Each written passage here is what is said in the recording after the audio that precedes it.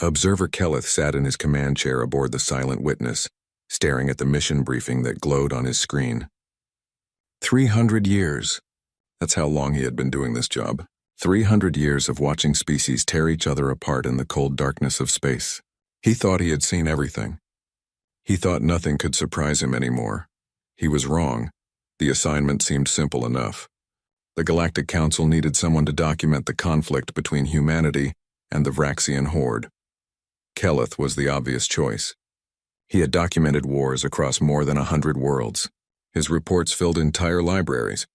Young observers studied his work to learn the craft.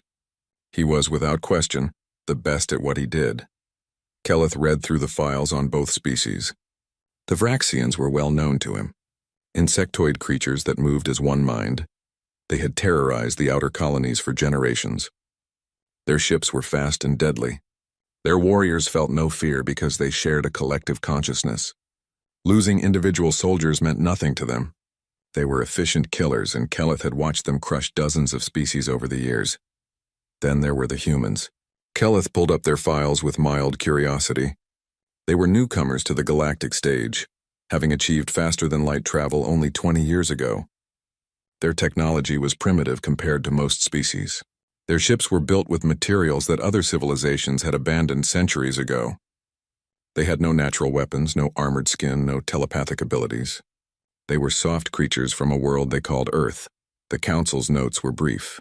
Humans had established a small colony on a planet called New Haven. The Vraxians wanted it. A human fleet was being sent to defend it. The outcome seemed obvious to everyone. The Vraxians would win, the humans would retreat or die, and the colony would fall. Keleth's job was simply to record it all for the archives. He piloted the Silent Witness to the New Haven system and positioned his ship at a safe distance. His vessel was equipped with the finest scanning technology in the galaxy. He could observe from millions of kilometers away and capture every detail. The battles he documented were like watching ants fight from the top of a mountain. Safe, clinical, professional. Keleth checked his equipment one final time. Everything was functioning perfectly. His recording arrays were online. His backup systems were ready. He poured himself a cup of his favorite beverage and settled into his chair. In a few hours, the battle would begin. In a few more hours, it would be over. Tomorrow, he would begin writing his report. The human fleet arrived first. Keleth's sensors counted 5 ships. He zoomed in to examine them more closely. The largest was a carrier vessel. His database identified it as the Defiant, commanded by someone named Captain Jake Morrison. The other 4 ships were smaller, a mix of cruisers, destroyers, and frigates. All of them looked old and patched together, like they had seen better days. Keleth did a quick calculation. 5 ships, maybe 2,000 personnel total. Their weaponry was outdated. Their armor was thin. Their shields were weak compared to modern standards. He shook his head slowly. These humans were brave, he supposed, but bravery wouldn't save them from what was coming. He pulled up Captain Morrison's file. The human was 42 years old, which Keleth understood was relatively young for their species. Morrison had served in Earth's Space Navy for 18 years. He had won several medals for valor. His record showed multiple commendations for leadership under pressure. The file included a photo. Morrison had short dark hair, serious eyes, and a jaw that looked like it had been carved from stone. Keleth read through the crew rosters of all 5 ships. Lieutenant Amy Price commanded a destroyer called the Relentless. Commander Lisa Banks was a fighter pilot with an impressive record. Sergeant Danny Cross led a Marine unit. Engineer Pete Collins had served on the Defiant for a decade. The list went on, names and faces of people who would likely be dead by the end of the day. The observer felt a twinge of something he hadn't experienced in decades. Was it pity? He pushed it aside. Emotion had no place in his work. He was a witness, nothing more. His job was to record facts, not to care about the beings who created those facts. An alert chimed on his console. Keleth's sensors had detected the Vraxian fleet emerging from hyperspace. He directed his cameras toward them and felt his stomach tighten. 47 ships. The Vraxians had brought 47 warships to fight 5 human vessels. This wasn't going to be a battle. It was going to be an execution. The Vraxian ships formed into their standard attack formation, a swarm pattern that had proven effective against countless enemies. They moved with perfect coordination, every ship in exact position. Their weapons powered up simultaneously, creating a light show of deadly energy across Keleth's screens. Keleth expected the human ships to turn and run. Any sane species would retreat when facing such impossible odds. He had seen it happen 1,000 times before. There was no shame in survival. The humans could leave, regroup, and return with reinforcements. That was the logical choice. But the human ships didn't move. Captain Morrison's voice suddenly crackled across all communication frequencies. Keleth's universal translator converted the words into something he could understand. The captain's tone was calm and steady, like he was ordering breakfast instead of facing certain death. All hands, battle stations, let's show them what we're made of. Keleth leaned forward in his chair. What were they doing? Surely they could see the odds. Surely they understood that staying meant dying. His centuries of experience told him this was wrong. Species didn't behave this way. When faced with overwhelming force, they retreated. It was the most basic survival instinct in the universe. The human ships began to move. But they weren't running away. They were accelerating forward, directly toward the Vraxian fleet. All 5 ships, their engines burning bright, charging straight into the jaws of death. Keleth's hand trembled as he adjusted his recording equipment. Something was happening here, something he had never seen before.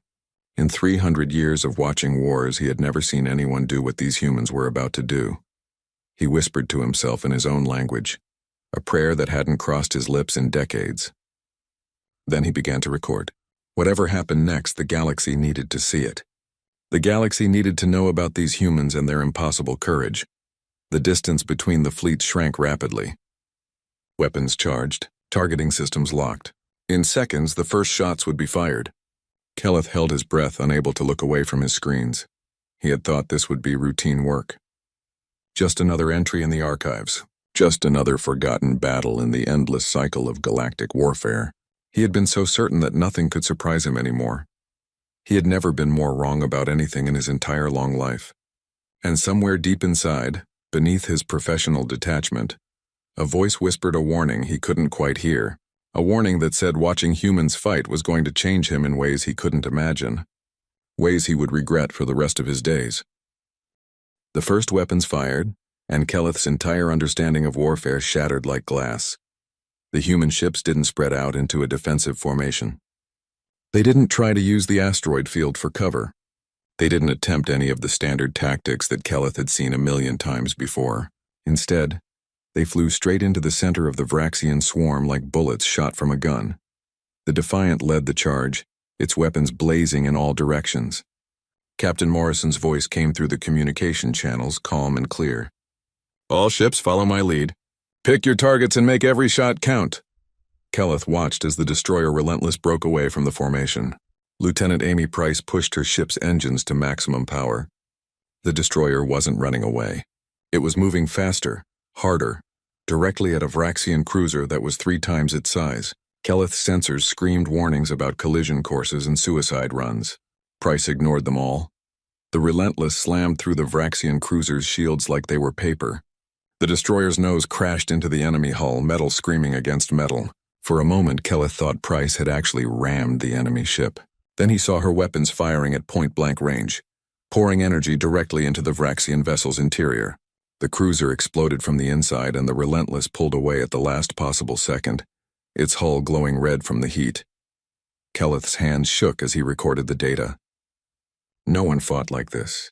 No one deliberately flew their ship into weapons range when they could fire from a distance. It was insane. It was reckless. It was working.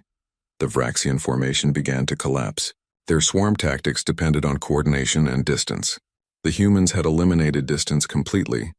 They were fighting in close, so close that the Vraxians couldn't use their numerical advantage. Every enemy ship that tried to target a human vessel risked hitting their own allies. Then Keleth saw something that made his blood run cold. One of the Vraxian command ships had been crippled by the Defiant's opening barrage. It was still functional but unable to maneuver effectively. Any reasonable military force would destroy it from a distance and move on to the next target. The humans did not do this. Sergeant Danny Cross led a boarding party of 20 Marines directly onto the Vraxian ship. Kelleth watched through the human helmet cameras as Cross and his team cut through the enemy hull with plasma torches. They jumped into the breach wearing nothing but basic armor and carrying weapons that looked ancient compared to Vraxian technology. The fighting inside the ship was brutal and close. Vraxian warriors were twice the size of humans, with natural armor and blade-like limbs that could cut through steel. They had every advantage in close combat, but Cross and his Marines fought like demons. When one Marine ran out of ammunition, he used his weapon as a club. When another Marine's weapon jammed, she pulled out a knife and kept fighting. Kelleth had documented thousands of boarding actions in his career. They were usually careful, methodical operations. Teams would clear each room slowly, using drones and scanners to minimize casualties. The humans didn't have time for that. They ran through the corridors like a flood, overwhelming the Vraxians with pure aggression. Cross led from the front, his voice shouting orders and encouragement even as enemy blades cut into his armor. Outside the crippled ship, the space battle continued. Commander Lisa Banks flew her fighter craft through the Vraxian formations, like a needle threading through cloth. Kelleth's sensors detected something alarming. Banks had disabled her ship's safety systems. Her engines were running at 140% capacity, far beyond their design limits. The fighter's hull was beginning to crack from the stress. Banks used the extra speed to destroy 3 Vraxian interceptors in less than a minute. Her weapons fire was precise and deadly, but her ship was dying around her. Kelleth could see the structural damage spreading across the fighter's frame. Any second now, the craft would tear itself apart. A warning must have appeared on Banks's display. Kelleth knew most pilots would eject at this point. They would abandon the failing craft and trust their emergency systems to keep them alive until rescue. Banks did not eject. She aimed her disintegrating fighter at a 4th Vraxian interceptor and hit her boosters one final time. The collision was spectacular. Both ships exploded in a ball of fire that lit up Kelleth's screens. For a moment he hoped that Banks had somehow survived. Then his sensors confirmed what he already knew. There were no life signs. Commander Lisa Banks had turned herself into a weapon and taken an enemy with her. Kelleth wanted to stop recording. He wanted to close his eyes and pretend he hadn't seen that.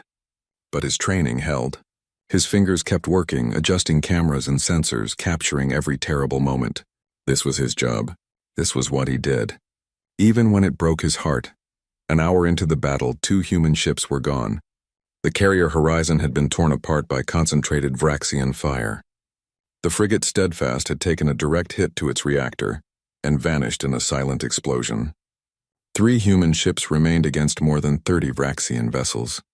The mathematics of war said the humans should surrender now. Mathematics didn't account for human stubbornness. The Defiant was badly damaged. Kelleth's sensors showed multiple hull breaches, failing shields, and fires burning in at least 6 sections. Engineer Pete Collins was working in the engine room, trying to keep the ship functional. A plasma conduit had ruptured, spraying deadly energy across the compartment. Any sane engineer would have evacuated and sealed the room. Collins grabbed the broken conduit with his bare hands. Kelleth watched in horror as the engineer held the pieces together, his gloves melting, his skin burning. Collins screamed but didn't let go. He held that conduit together while Lieutenant Sophie Turner worked frantically to reroute the power. It took 90 seconds. 90 seconds of Collins burning while he kept his ship alive. When Turner finally shut down the conduit, Collins collapsed. Medical teams rushed him to the infirmary, but he had already done what needed to be done. The Defiant's engines were still running. The ship could still fight. Kelleth felt sick. He had watched species die in every way imaginable. He had seen soldiers burned, crushed, frozen, and torn apart, but he had never seen someone deliberately burn themselves to save others. The humans did it without hesitation, like it was the most natural thing in the world. The Vraxians were learning to fear these creatures. Kelleth could see it in their formation patterns. They were staying further back now, trying to use their range advantage. But the humans kept closing the distance, kept forcing the fight into close quarters where their insanity gave them an edge. Pilot Greg Hansen was flying a damaged fighter back to the Defiant when Vraxian fire hit his craft. The fighter spun out of control and crashed into the Defiant's hangar bay. Hansen's legs were crushed in the impact. Medical teams tried to reach him, but enemy boarding parties were attacking that section of the ship. Hansen couldn't walk. He could barely move, So he dragged himself inch by painful inch to a gun turret near the crash site. Kelleth watched through the security cameras as Hansen pulled himself into the gunner's seat. The pilot's legs hung uselessly below him, twisted at wrong angles, but his hands were steady on the controls. When the Vraxian boarding party tried to enter the hangar, Hansen opened fire. He held that position for 20 minutes, guarding the approach while damage control teams sealed the breaches behind him. This was wrong. This violated every principle of self-preservation that existed in the galaxy. Wounded soldiers were supposed to retreat and heal. They weren't supposed to drag broken bodies to weapons and keep fighting. But Hansen did it, and watching through the cameras. Kelleth knew the pilot would keep doing it until he either ran out of enemies or ran out of life.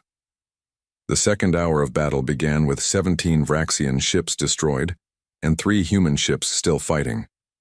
The odds were still impossible. The humans were still doomed. But they had done something Kelleth didn't think was possible. They had made the Vraxians afraid, and fear, he was beginning to understand, could be just as powerful as any weapon. Captain Jake Morrison's hands moved across his command console with practiced ease. The Defiance reactor was going critical, and there was no way to stop it now. He had minutes at best. He could evacuate the remaining crew and let the ship explode harmlessly in space. That would be the reasonable choice. The safe choice. Morrison had never been good at playing it safe. Navigation. Plot a course directly through the center of the Vraxian formation, he ordered. Maximum speed. The navigator, a young officer named Paul Green, hesitated only for a second. Then his fingers flew across his controls. Course plotted, sir. Engine room confirms they can give us full power for approximately 3 minutes before complete reactor failure. That's all we need, Morrison said. He opened a ship-wide channel. This is the captain. Everyone still aboard has 30 seconds to reach an escape pod. That's an order. Move now. Kelleth watched as the remaining crew members looked at each other. They had all heard the order. They all understood what it meant. Morrison was going to turn the Defiant into a guided missile, and he was going to ride it all the way to the target. It was a suicide run, pure and simple. Engineer Pete Collins spoke up from the engine room, his voice rough from pain. Captain, someone needs to keep the engines balanced for maximum speed. I'm staying. Collins, get to a pod. That's a direct order. Sorry, sir. Can't hear you. Communications must be damaged. Collins's voice carried a hint of dark humor. Engines are go for your run. Make it count. One by one, other crew members reported in with similar excuses. Lieutenant Sophie Turner claimed her console was jammed. Gunnery Officer Victor Hayes said his weapon systems needed manual control. They were all lying. They all knew it. Morrison knew it too. The captain closed his eyes for a moment. When he opened them again, Kelleth could see the weight of command in that gaze. Morrison was responsible for these people. Their deaths would be on his conscience for whatever brief time he had left. But he also knew that arguing would waste precious seconds. And these people had made their choice. Understood, Morrison said quietly. It's been an honor, everyone. Engage engines. All power to forward thrust. The Defiant lurched forward, its damaged engines screaming in protest. The carrier accelerated toward the Vraxian fleet at a speed that should have been impossible for a ship in such poor condition. But the humans weren't concerned with what should be possible. They were focused on what needed to happen. Lieutenant Chris Baker commanded the cruiser Horizon from his own damaged bridge. He watched the Defiant's course with growing understanding. Navigation matched the Defiant's trajectory. Full power, sir? His navigator asked, confusion evident in her voice. You heard me. We're going with them. The navigator's face went pale, but she followed orders. The Horizon turned and began to accelerate alongside the Defiant. Baker opened a communication channel to Morrison. Captain, the Horizon is with you. We're not letting you do this alone. On the Valiant, Commander Rachel Stone saw what the other 2 ships were doing. She looked at her bridge crew, saw the determination in their eyes, and made her decision. All hands brace for impact acceleration. We're joining the final attack. 3 human ships, all of them dying, all of them broken, formed a wedge formation and flew directly at the heart of the Vraxian fleet. Kelleth's sensors showed him something that seemed impossible. The humans were singing. As they rushed toward certain death as their ships fell apart around them, they were singing something the translator called a battle hymn. The Vraxians saw them coming. They tried to scatter, but they were too close together and moving too slowly. The human ships were simply too fast. too committed to their course. There was no time to escape. The Defiance reactor reached critical mass just as the carrier entered the center of the Vraxian formation. The explosion was massive, larger than any weapon the humans possessed. The blast consumed Morrison's ship instantly, vaporizing the Defiant and everyone aboard. 17 Vraxian vessels were caught in the explosion and destroyed. Another dozen were crippled by the shockwave. Their shields overloaded, their hulls cracked and broken. In that moment of chaos, the Horizon and Valiant struck like vengeful spirits. Victor Hayes, who had somehow survived the blast on the Defiance bridge, had transmitted the Vraxian shield frequencies to the other ships in his final seconds. Baker and Stone used that information to devastating effect. Their weapons found every weakness, every vulnerability in the enemy vessels.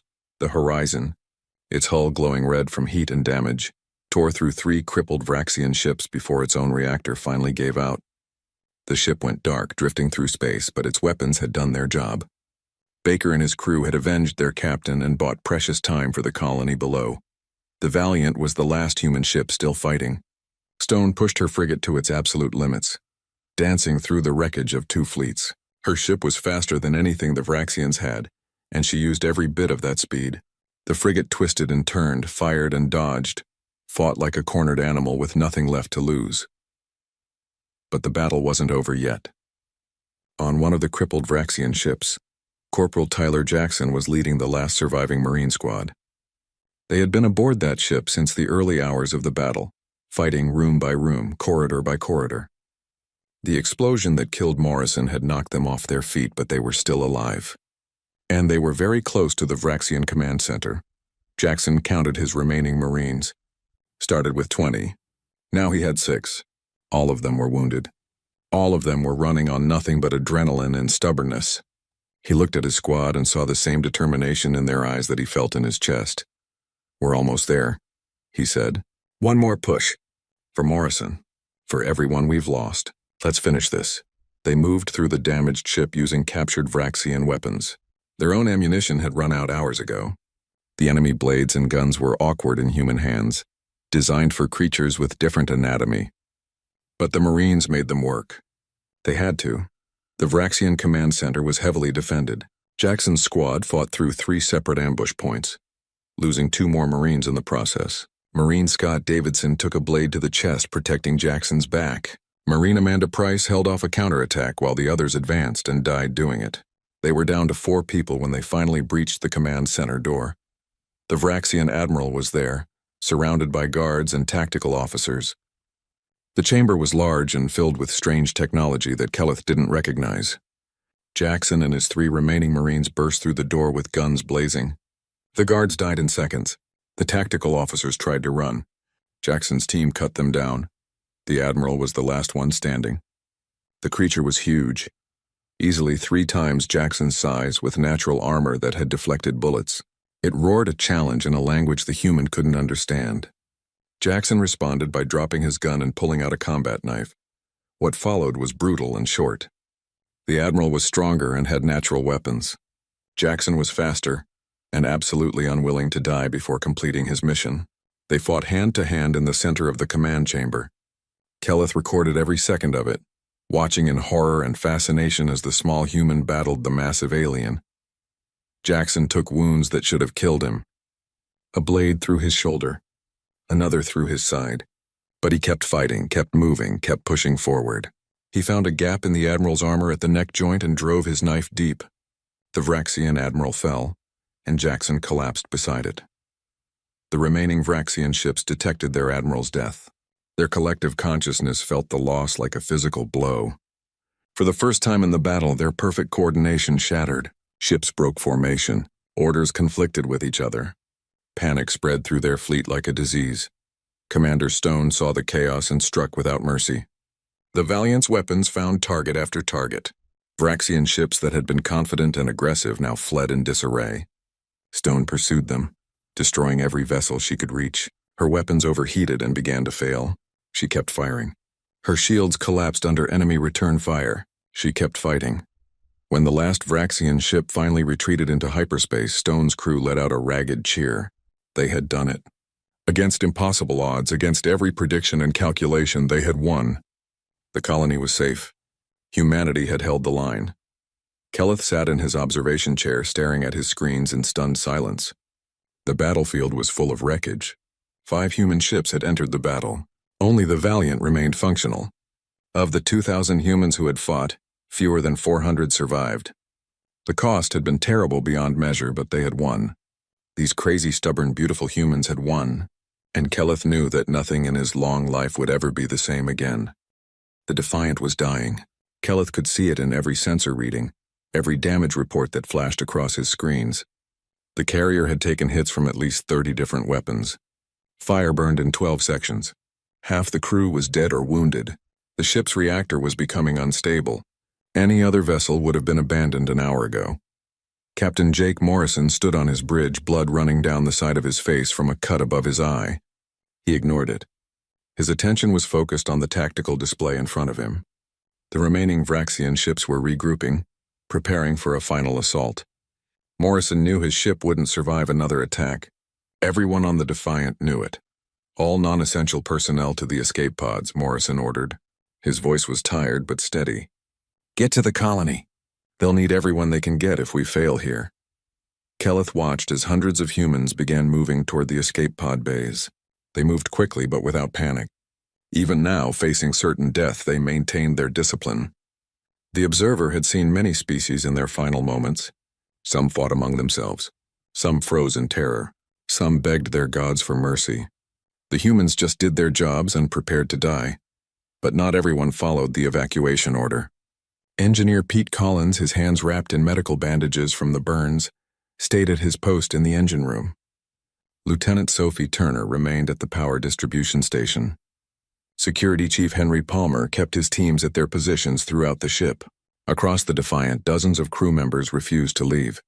Morrison noticed. I gave you an order, he said over the ship-wide communication system. His voice carried an edge of anger now. With respect, sir, Collins replied from the engine room.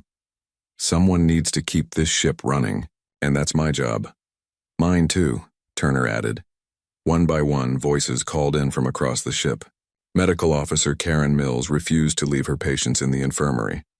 Gunnery Officer Victor Hayes stayed at his weapons console.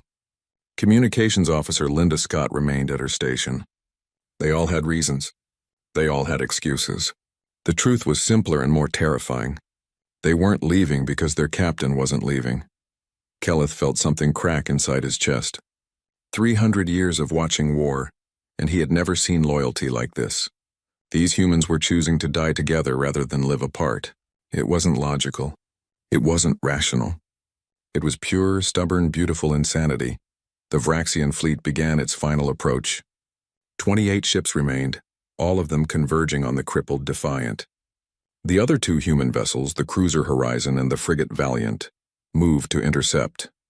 They were trying to buy time, trying to give the Defiant's escape pods a chance to reach the colony. It was a noble gesture and a useless one. The Vraxians had more than enough ships to destroy everything. Then something happened that Kelleth didn't expect. The humans stopped fighting like soldiers and started fighting like cornered animals. Corporal Nina Ward found herself trapped in a sealed section of the Defiant with 3 other Marines. Vraxian boarding parties had cut off their escape routes. They had limited ammunition and no way to call for help. Ward's commanding officer would have expected her to find a defensible position and hold out as long as possible. Ward had a different idea. She gathered her team and explained her plan. Kelleth watched through the security cameras, his translator converting her words. The plan was insane, even by human standards. They were going to make bombs out of the fuel cells that powered their equipment. Then they were going to set a trap in the corridor where the Vraxians would have to pass. The other Marines stared at Ward for a moment. Then one by one they nodded. They began pulling apart their gear, extracting the fuel cells, rigging them with detonators made from spare parts and desperate hope. It took them 15 minutes to set up the trap. They had maybe 30 seconds before the Vraxians arrived. Ward positioned her team in a side corridor. When the Vraxian boarding party rounded the corner, she triggered the homemade bombs. The explosion tore through the corridor, killing a dozen Vraxians instantly. The blast wave knocked Ward and her Marines off their feet, but they survived. They grabbed weapons from the dead Vraxians and kept moving, kept fighting, kept refusing to die. In the Defiance medbay, Karen Mills was dealing with her own crisis. 15 wounded soldiers lay on beds and floors, too injured to evacuate. The ship's medical systems were failing. She had limited supplies and no backup. When a hull breach began to form in the wall next to the medbay, Mills made a choice that Kelleth knew would haunt him forever. She sealed the breach with emergency foam, but it wouldn't hold for long. The pressure differential would tear the patch apart in minutes, and everyone in the medbay would be sucked out into space. Mills could evacuate through the emergency hatch, save herself, and leave the wounded behind. She looked at the soldiers on their beds, looked at the emergency hatch, and made her decision. She welded the emergency hatch shut from the inside. Kelleth's sensors picked up her vital signs, her heart rate, her breathing. She was afraid. Of course she was afraid. But she stayed anyway, working frantically to stabilize her patients, to give them every possible second of life.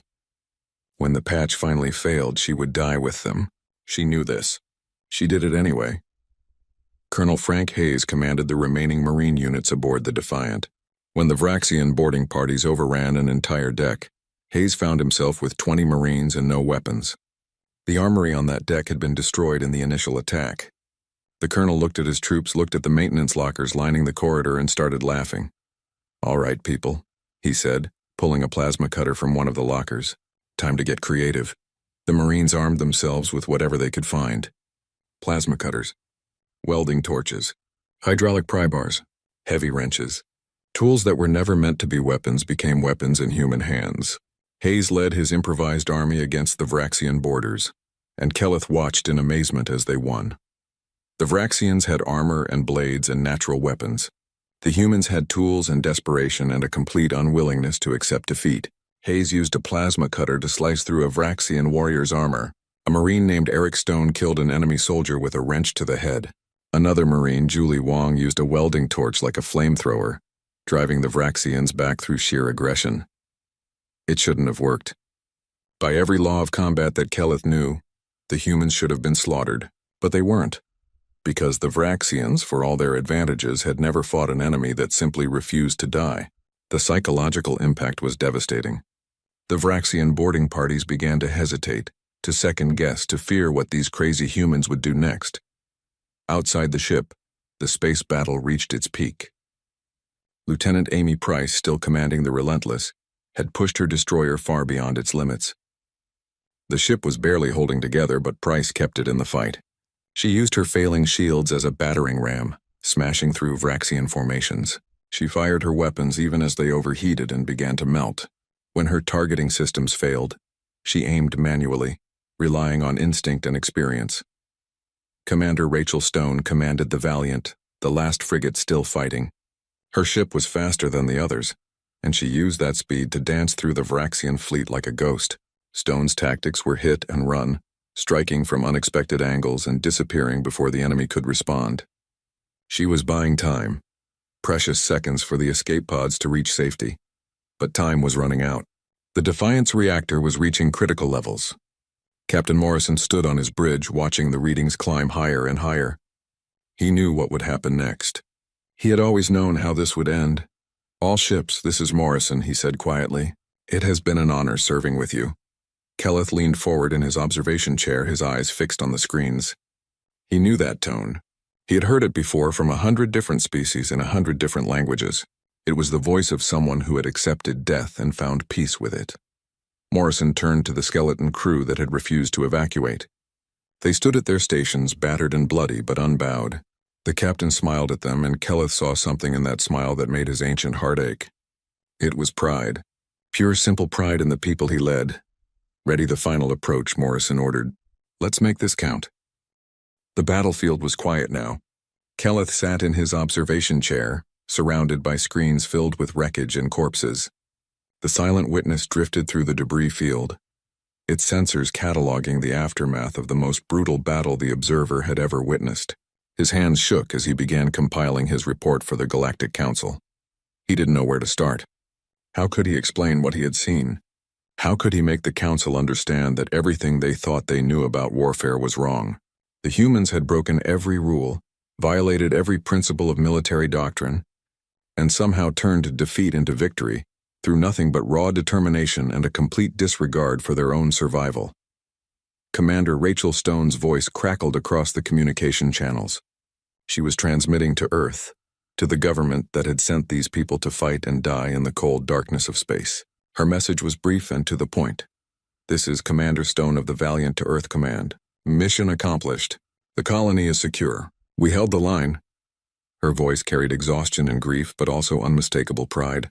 Captain Morrison and the Defiant were lost. The horizon went dark. Casualties are severe. But we won.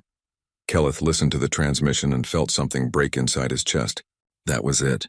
No dramatic speeches, no military jargon, just a simple statement of fact from a woman who had watched her friends die and somehow found the strength to keep fighting. The humans treated this nightmare as just another day's work. The Galactic Council responded to Stone's transmission with an offer to send rescue ships. Stone accepted gratefully. The Valiant was barely functional, and the surviving crew needed medical attention that the ship's damaged facilities couldn't provide. But before the rescue ships arrived, Kelleth made a decision that surprised him. He requested permission to board the Valiant and interview the survivors. The Council granted his request but warned him that direct contact with humans might be psychologically damaging. They were right. He knew they were right. He went anyway because he needed to understand. After 300 years of watching war from a safe distance, he needed to look these people in the eyes and ask them why. The Valiant's docking bay was a disaster. Scorch marks covered the walls. Emergency foam sealed dozens of breaches. Bodies lay covered by sheets waiting for proper burial. Stone met Kelleth at the airlock, her uniform torn and stained with blood that might have been hers or someone else's. Her eyes were red from crying or smoke or both.